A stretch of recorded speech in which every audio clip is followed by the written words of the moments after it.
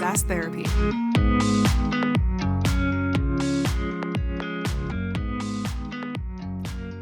Hello, everyone, and welcome to another episode of SaaS Therapy, the show where we help you save your most important business relationships, your customers. My name is Todd Kirk. I am your host, and I am with the magnanimous and illustrious and wise Casey Trujillo. Casey, welcome to SaaS Therapy, my friend. Well, Todd, I appreciate that you are all ready for college football season. You got your BYU Cougars hat on. It's true. I think you're excited about this season. I am. And I think if people have listened to our past episodes, they know that I'm not the most sporty of sporty people, but I am a big fan of the college where I'm an alumni. So I'm very excited for sure. It should be an okay year. We'll see. Year 2 in the Big 12. Nobody wants to get bored on that though, Casey. So we don't need to go down football talk too much. Well, Todd, I'm excited about the topic we're going to discuss today. Because I believe it's something that people are suffering in silence in. And what I mean by that is we've been doing this for some time, and we will meet with SaaS organizations. We'll have a wonderful conversation. We'll say, hey, walk us through your process for onboarding, or walk us through your process when one of your customers, they acquire another organization and they're asking for help on getting this new organization onboarded to their software. Or maybe you just released your AI tool and people want education on how to utilize that. It's all about that customer experience, helping the customer be aware of the tool set that you've given them, and then receiving the right training and the user adopting those new capabilities and features that you're hoping for. So why I started out by saying suffering in silence is I have yet, Todd, and I think you could also agree with this, I have yet for any SaaS organization to tell me that more than 5% of their licensed users have ever gone to their product academy. And people are just suffering in silence. Heads of customer educations, they're suffering in silence. They're like, well, you know, when budget crisis hits, my department's the first one to get hit. I don't have enough people to stay up on the content I need to produce. I can't get the customer success people to actually utilize the feature sets or the content that I create or the education flows that I have. I'm incentivizing my customers to get certifications. I'm doing everything I can. And at the end of the day, I'm just not getting enough people to take part of this. And so, Todd, this is our topic today. How are we going to break free from this, right? Well, and let me add some insult to injury there, which is that I actually think that it's not just on the side of customer education. The big problem that most SaaS vendors face, especially anybody who's in any sort of a customer facing role, is getting the customer to do something. So like I'm sure CS feels the same pain point. Is right. You have things that you need the customer to do. You have things that if they will do, they will be successful. And it's hard to get them to even take any sort of action. So when it comes down to change, right, whether that's getting somebody to be interested in consuming learning inside of the customer education portal, or if it's just something as simple as like, hey, I need you to, configure this setting, or I need you to send this message out, or whatever that might be. Driving change is hard. And I think we sometimes miss out on why that is. And so that I think is probably a better way to make this more encompassing. So if you're not in customer education, you've probably felt the pain of like, why won't the person I need to do this thing do the thing I need them to do? Todd, that should be on a t-shirt. So if you go back and listen to that, what I said just made sense. It was not double. It made a lot of sense. So Todd, I once had a mentor tell me that the right message delivered at the wrong time is the wrong message. Yes. And the point that my mentor was trying to make is you need to understand if that person that you're talking to is willing and open and curious to make a change. Because if they are, then that right message is going to land with them. Yep. If they're not in that position to be curious and open about that, then it's just a message that people don't listen to. How do SaaS organizations do this when they are trying to get their customers to take ownership of customer education, training, and adoption. What is your take on that? Well, so when it comes to adoption, there's two really important words that I think sound maybe on their surface like they're obvious, but we don't act like they are. And so even though what I'm going to say, everybody will probably say, "Oh yeah, of course," you're not acting like what I'm about to say is true. But when it comes to change, the two most important words that you have to remember are intention and motivation, Mm, meaning no one changes unless they intend to change. And another way to think about that is I'm not going to change unless I am motivated to change. So, intention and motivation, while they're essentially synonymous, it's really important to understand both of those concepts. And what I think is really interesting to think about is that when it comes to motivation, there are really two types of motivation. There is intrinsic and there is extrinsic. So, intrinsic motivation means I am already internally motivated. I don't need some external force telling me to change. So, Casey, as an example, you're a pretty healthy guy. Every time I go to a restaurant with you, I don't feel like you are constantly fighting this natural urge to go eat a bunch of garbage. You usually order the salad and a and a strong protein and avoid a bunch of unnecessary carbs and fat. So for me, that is because you're already intrinsically motivated. But that's not usually how it starts. And this is where I think the conversation gets really interesting. Usually, before you become intrinsically motivated, there has to be some external extrinsic force right. that causes you to become curious, causes you to become interested, and that is where you go. And usually, what I hear a lot of CSM say is like, if I get on a call and I train a customer, I see this amazing uptick in behavior, and they seem where they're going, and then it just trails off immediately, and I have to come back again and again and again. Well, if you're constantly coming back in, it means you haven't built in any sort of internal motivation into your customer, and so either you're not finding the right moment of need for when you're going to drive that force externally so that you capture that curiosity and try to get something happening, or you haven't found the right message that gets them excited. So I think both of those are important, timing and message. And I think that's probably a really good place for us to kind of kick off this conversation. Sorry, that was a long-winded, maybe No, nerdy way to say some of this stuff, but hopefully that no. gets us all keyed up to think, oh yeah, where does motivation come from, and what are the ways to actually make those things happen? Yeah, I couldn't agree more on this. And so you have six moment of needs. Now we're not saying this is all encompassing of every moment of need, but we've identified six. And I think if you have your listening ears on, you would be able to probably help your customer do more because they are motivated to take action. So, Todd, let's go through these six moments of need. Where do you want to start? Well, let's start with the most obvious moment of need. So when someone is going to be highly motivated, the first time they're going to be highly motivated is the first time they purchase something from you.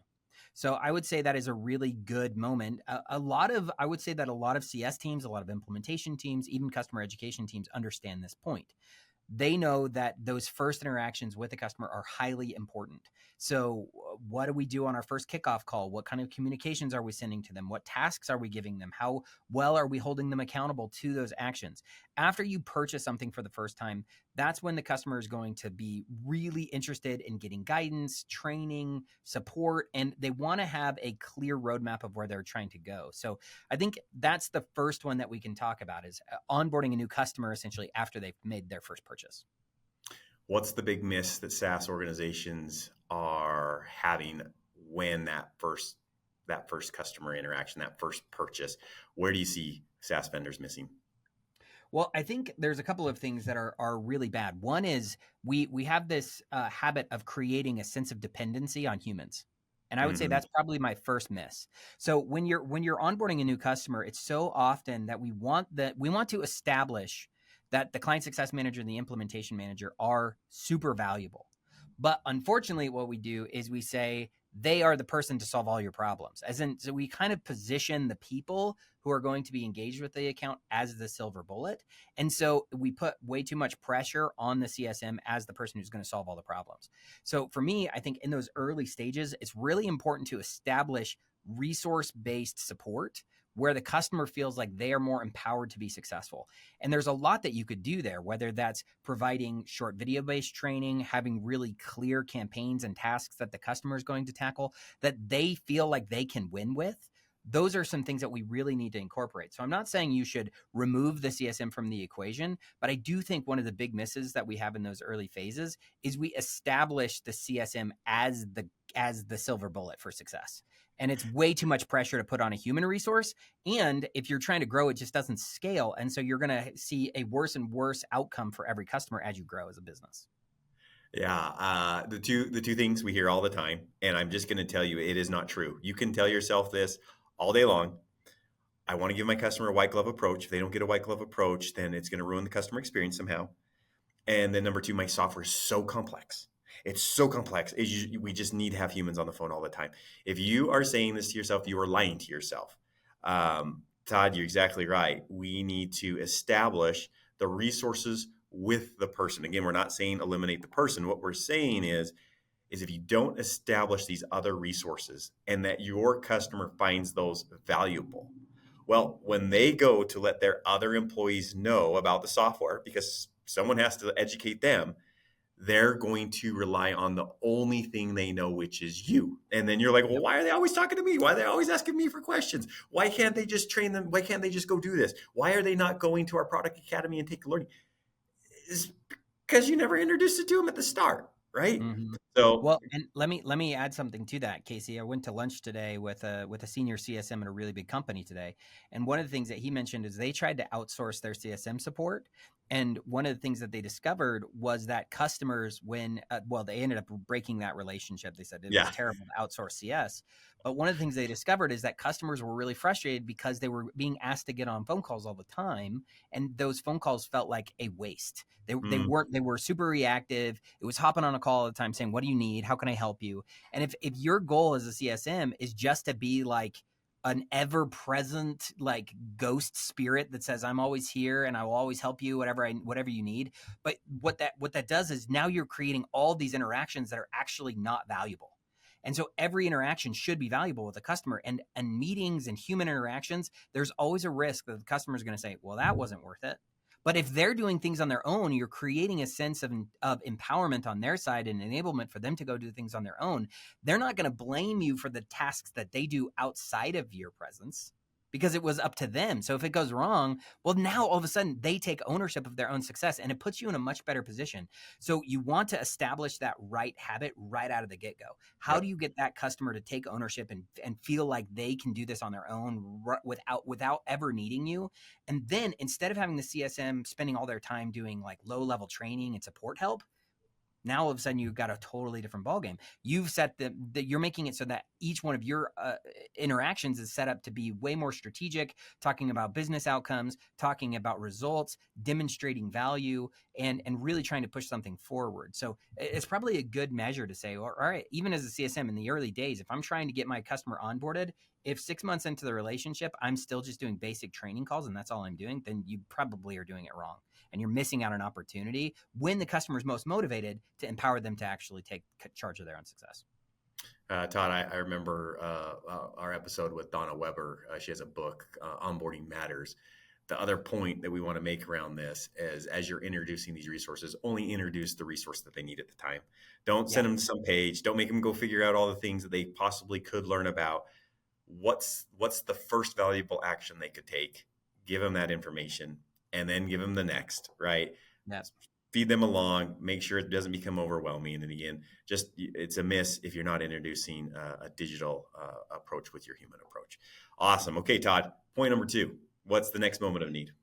Okay. So the way I would say this one is the next moment of need is when the customer is trying to accomplish something and they don't know how to do it.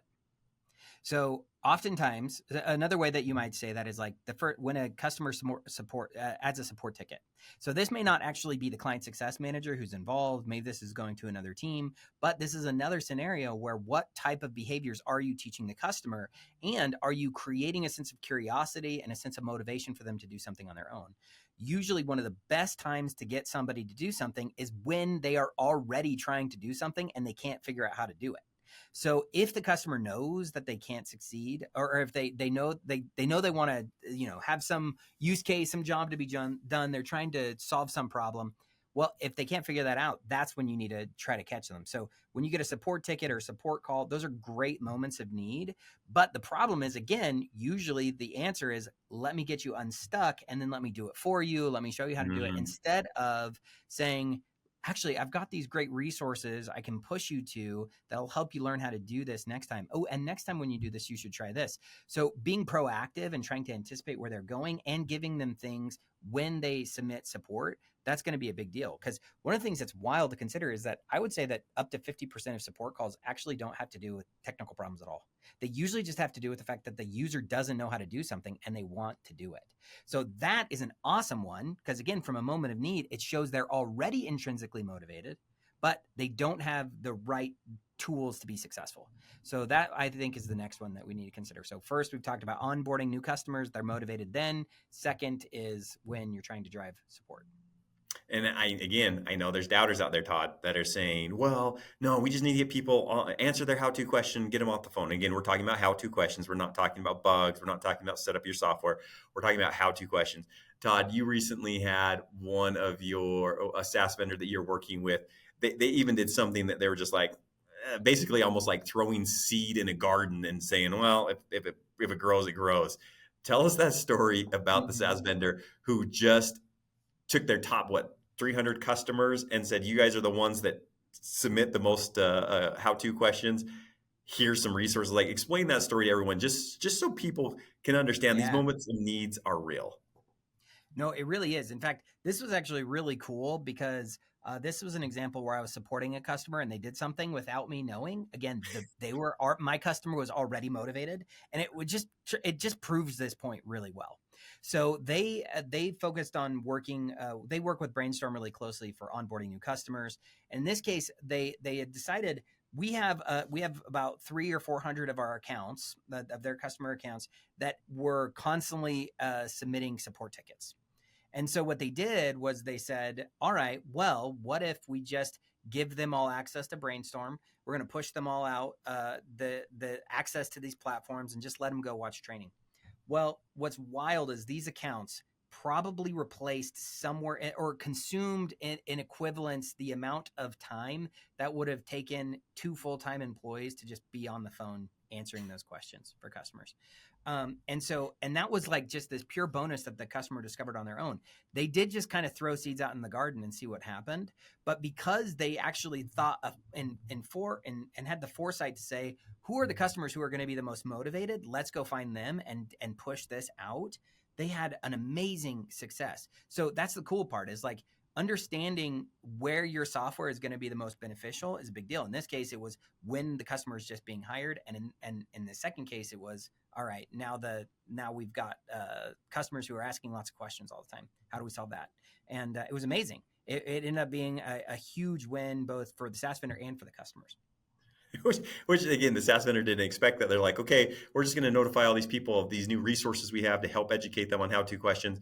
And all of a sudden, everybody took advantage of it. Again, going back to the point, moments of need, right message, Yeah, right you have time, to be motivated. Yeah. right. Okay, number 3.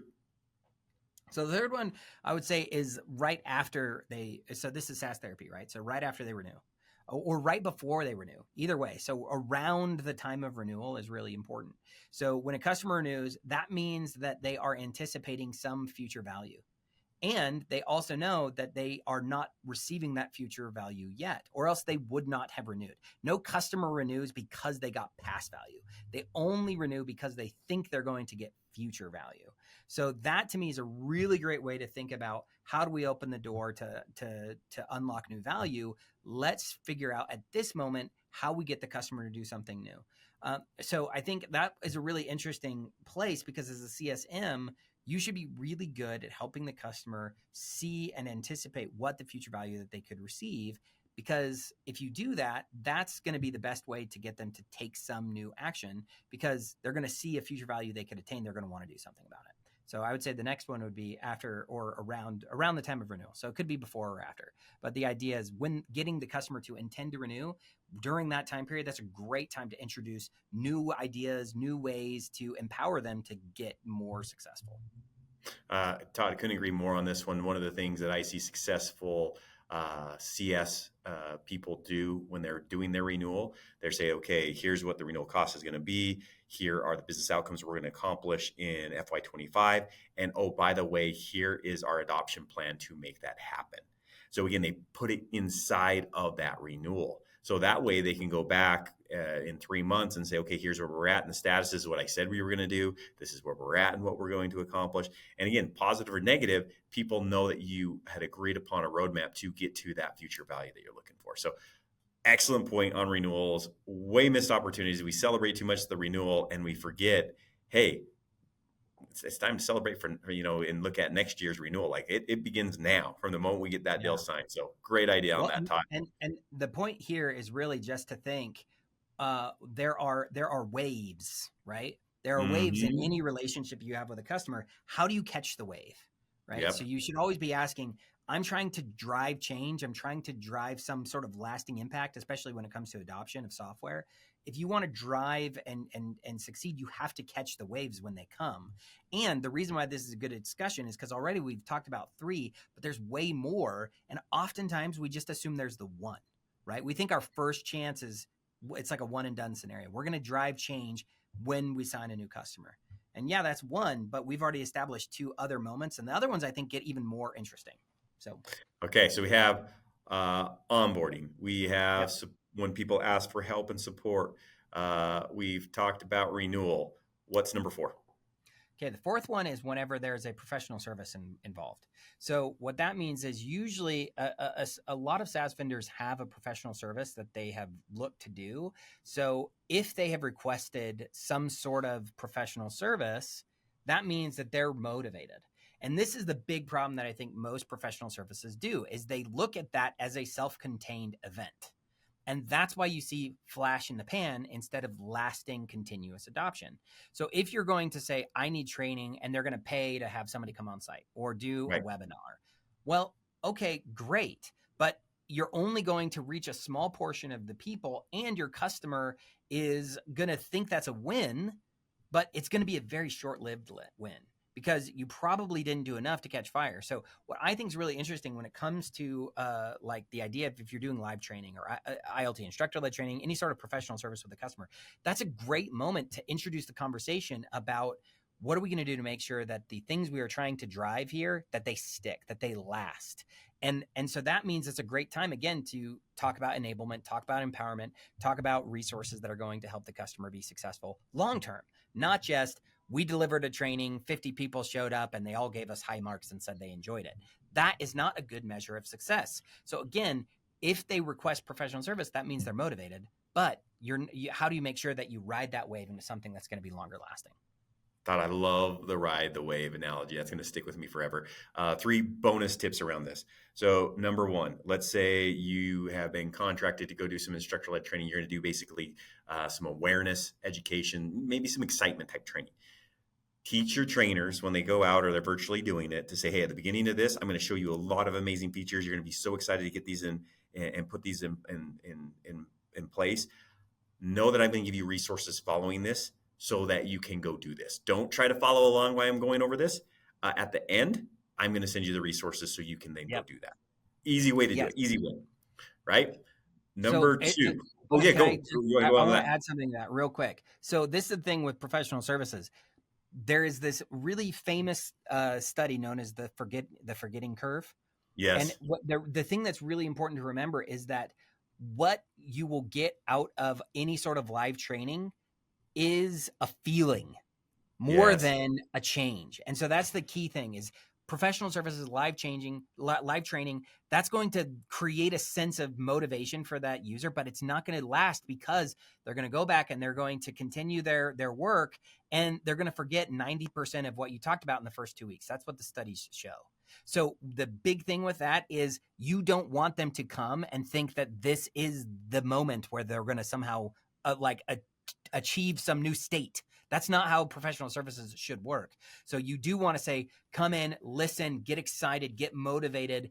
If you don't remember everything, it's okay. We're providing you resources after the fact. So great way again to say, I want to reinforce this like long-term wave of trying to extend the period where the person is motivated. That's so great. The last one, and you can combine these two. If you're doing some type of art of the possible, you're meeting with leadership, and you're giving them, hey, here's how the software could work. These are the benefits, and people are blown away by what you're showing. I learned this from you, Todd. You would always say, okay, if you were to work this way, what would be the benefits to you? What would be the benefits to the organization? Okay, they quantify that. You let them speak, go through it. Don't speak for them. Then you ask this question: what would be the impact if we had every licensed user work this way? Now you've opened up the conversation of, okay, how do I get to scale, right? Or you get survey results as a CS person, and you went out and had your professional services team do training, and you want to review those results, and the average user says they saved over an hour. The next question is okay, how do we get more people to save an hour of their time by doing what these people just did? Let's walk through that, right? And again, that's where you can introduce them to resources. That's where you can introduce them to further instructor-led training. So don't miss out on those opportunities with professional services. Awesome, Todd. That's number 4. What's number 5? Okay, so this one is pretty broad, but I think it's important to just think about anytime there is some sort of major event in the world of you as the SaaS vendor or in the world of the customer. So one example might be, let's say that every year you hold an annual conference and you have people come and attend. Well, if people attend your annual conference, that's awesome. That means they're showing some level of motivation. If you are doing some major big product update, well, that's going to either introduce a lot of opportunity for support, again, another moment of need, or it's going to add in some additional sense of value that they haven't captured yet. So that's another good way to think about it. So anytime you do some major event on your side, great opportunity to create an external force that might create the motivation that the user wants on your customer side. But there are also major events that happen within your customer. And so a really great example that I think you could think about is, what do you do when there's a major merger or an acquisition in a customer? So Right. let's say, as an example, you had a customer, they had 300 licenses, but now their company size just doubled and they have a whole bunch of similar roles in the new company that they acquired or merged with. Well, if you sit back and then let the customer decide for you, what's likely going to happen is that other customer that they merged with may have a competing solution, they may have a different offering, and if you aren't saying, we have a great plan to help you onboard and enable all these other users, well, now you are potentially letting yourself be in the spot where you're going to take the chopping block. So the hard part is, a lot of times we look at an M&A event as like a really scary thing, but it's also a big opportunity in most cases. So it's a great time to demonstrate that you have resources to enable them to drive adoption at scale. And if you do that, then now all of a sudden that's one other thing that gives them a reason to say, okay, this is a great opportunity to add more users and maybe get rid of a competing solution. So now you have a growth event and you displaced a competitor. So like, you got to be thinking about and paying attention to what's happening with the customer and the changes that they're going through, because if you can capture those moments correctly, there's big opportunities there to drive adoption. I love it. The last one. The last one is in an upsell event. Now, the interesting thing here is, excuse me, a lot of times what happens is the customer, if they come to you and say, hey, I'm really interested in this add-on service that you have, or this additional SKU that we're not using today because I think it might be helpful. That, again, is showing a moment of need, a moment where they are motivated. And if that's the case, there's a great opportunity here to figure out how you drive adoption. So in that case, what you can say is, actually, we've got these great resources that we have. I would love to give them to you so you could learn about how this works. And you could use that as a way to sell them on the vision before you ever even give them the license. So enablement resources, training resources, you can deliver those during an upsell motion as a way to help them understand and get excited about new capabilities. So like, adoption should be happening in every phase. Once you've signed on a new customer, once they've submitted support, once they renew, once they ask for professional services, once there's a major event, and when they're interested in some additional service. And I think too often we look at those as these self-contained events, and we're too focused on, I got to get them onboarded or I have to solve their support, not on, I have to enable them to figure out how to be more successful in the future. If we're always thinking about that next way to drive more kind of self-service, autonomy, success, ownership from the customer's perspective, then we're going to be able to win in the long term. I'm going to give a bonus tip on this one, Todd, because I see too many people fail in this. is you have a new SKU, or some new license, or let's say your AI, right? And people say, hey, before I commit to this, I want to do a proof of concept. Again, what the SaaS vendor will do is they'll put too many human resources around this. Yeah. You'll try to do everything you can to win this upsell, and then when they go to buy, they go, well, are you going to do this for everybody? Now that I'm going to buy 1,000 licenses, I piloted 20, now I'm going to buy 1,000. So what are you going to do now? Well, I mean, then you got to buy something separate. And then they're like, wait a second. Now I got to even spend more money to get trained. Like, I thought you said this was going to be easy to use. So again, if you take a digital approach with maybe a human approach, you might not even need to do a human approach if you have a solid digital approach. Because again, the people in the pilot group are highly motivated to learn. That's why they're part of the pilot group. They're usually people that do want to learn.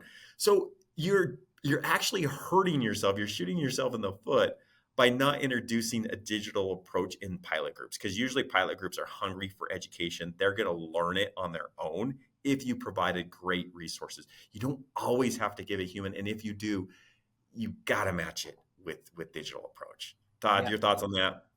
Yeah, I think you're absolutely right. I mean, this whole idea is, what are the best times and the moments of need to push a customer to want to learn and to be motivated to do things. And I think a lot of times when you hear Casey and I say resources, provide resources, what you're assuming is, okay, well, send them to a support article, send them to the academy. And that may be true, right? Like, there are some scenarios where sending a user to content is important, but I actually want to back up and think, well, no, what I really mean is, change is about first driving awareness. And so how do you capitalize on the opportunity that someone is motivated to drive more awareness? And how do you take advantage to build desire? Because really what you're doing is, if somebody showed a little bit of motivation, what you're trying to do is, there's this little spark, this little fire, and you're trying to figure out how to get it burning brighter and brighter and brighter. So first you have to think about, does the customer and do the users he needs to know, are they aware, and are they going to care? And what are the things that we're going to do that? And it's not always just providing a bunch of how-to articles. That's actually third in the journey here. So, but I do think it's important to say, I want to drive change, and change means I'm going to follow methodologies that are going to drive change, but I need to know the right time to drive change. And it's not just, there's an academy, here's a bunch of links. It's exactly here's a plan of how you're going to communicate. Here's a plan of how you're going to get executive sponsorship. Here's a plan for how you're going to now show the user how, so they're enabled. And here's how you're going to know if it worked. So that, to me, is what we mean when we say driving change and adoption. It's not just like, here's a bunch of links to support, if that makes sense. Amen to that, Todd. It's about that customer experience with that moment of need, that all matches correctly. Todd, this has been phenomenal. 6 wonderful moments of need. I know there's more. If you, our audience, if you have another moment of need, please put that in the comments below. But Todd, as always, we finish SaaS Therapy with giving everybody a homework assignment. What's the homework assignment for this week? I want you to be more aware of, is there a moment of need with the customer? And I think a lot of times what we tend to do is we tend to put all of our energies on the customers that we think are most important, not on the ones who have the greatest moment of need. So in other words, just because your customer is the biggest in ARR doesn't mean that they should get 20 hours a week with you. What that means is, you should be thinking, is this customer ready for my attention? Do they need me? Is there a reason for them to need me? And if so, that's where you should spend your energy, is who has the right moment of need, and how do we capitalize on that wave? So that's the first thing I would say, is get better at recognizing when your customer has a moment of need, and make sure you ride that wave. Awesome, Todd. Great content today. That was a wonderful episode. Thank you, everybody. We appreciate your viewership and being part of this. Like, subscribe, tell a friend about this. And again, we are just here to provide you that therapy to improve upon your most important relationships, which are our customers. So thank you, everyone. Thanks, Todd.